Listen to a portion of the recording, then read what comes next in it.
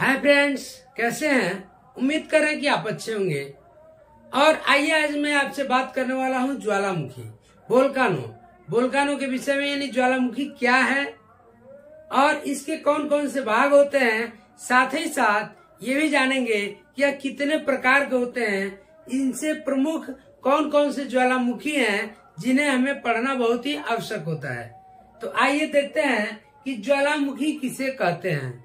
तो ज्वालामुखी कह रहा है कि ज्वालामुखी भूपटल पर यानी धरातल पर, भूपटल का मतलब धरातल पर वह प्राकृतिक छिद्र या दरार हैं जिनसे क्या होता है, होकर आंतरिक भाग में पिघला हुआ पदार्थ जैसे कि लावा, राख, जलवाष्प, गैस व अन्य विखंडित पदार्थ बाहर निकलते हैं।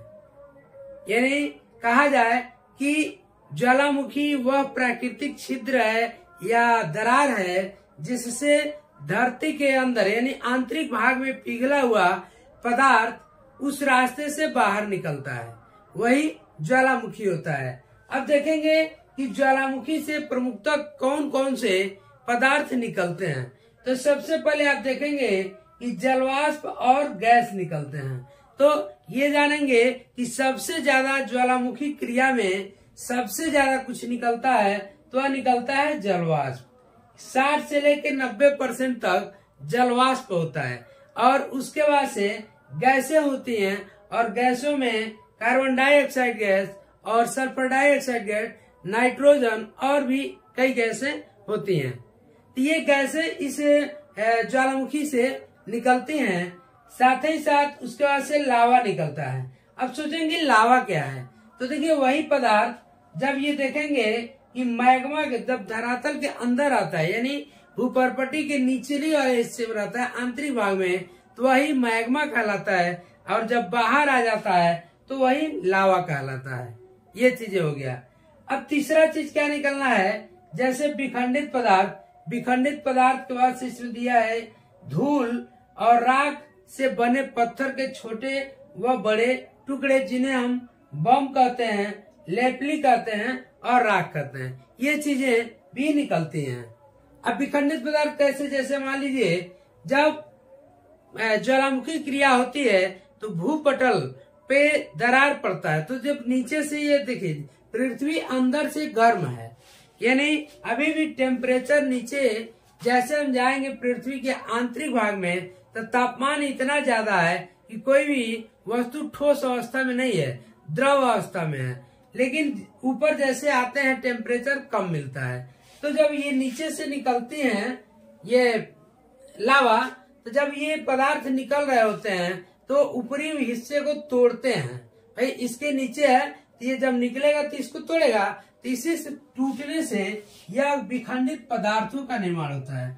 जो क्या होता है, यह ज्वालामुखी क्रिया के समय यह भी बाहर निकलता है। अब देखेंगे ये आपके सामने एक आकृति बनाए हैं हम, और इस आकृति को देखेंगे समझेंगे कैसे। देखिए सबसे निचला ये देखेंगे आप, ये ऊपर वाला हिस्सा भूपर्पटी है और भूपर्पटी के नीचे वाला हिस्सा जो मेंटल होता है। देखिए पृथ्वी की आंतरिक संरचना की बात करें, यह 3 आंतरिक संरचना में बटा हुआ है 3 भागों में, भूपर्पटी, मेंटल और कोर।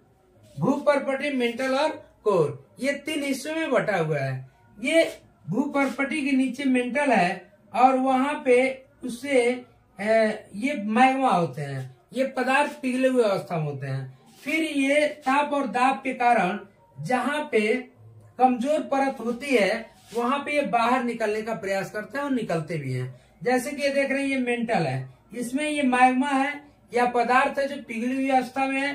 साथ ही साथ ये भूपर्पटी है और इसमें से ये ऊपर निकली तो एक दरार बन गया या छिद्र बन गया और इस छिद्र के रास्ते से ये सभी पदार्थ निकलते गए और इधर ऐसे ऐसे निकलते हुए चले आए। अब इसमें चीज है कि जिस रास्ते से निकलता है पदार्थ या मैग्मा, उसको क्या कहते हैं, तो उसको कहते हैं ज्वालामुखी नली।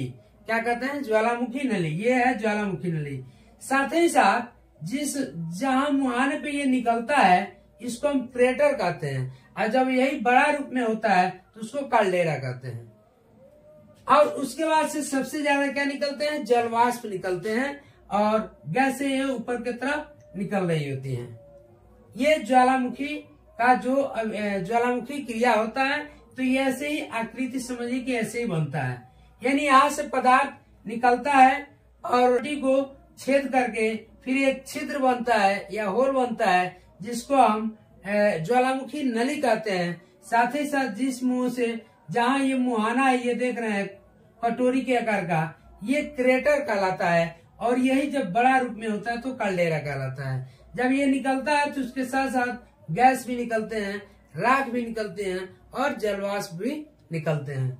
आइए आप देखते हैं कि यह कितने प्रकार के होते हैं। तो इनका देखेंगे प्रकार, तो इनको दो प्रकार से हम बांट के पढ़ेंगे, एक तो उद्गार के अनुसार और दूसरा अवधि के अनुसार।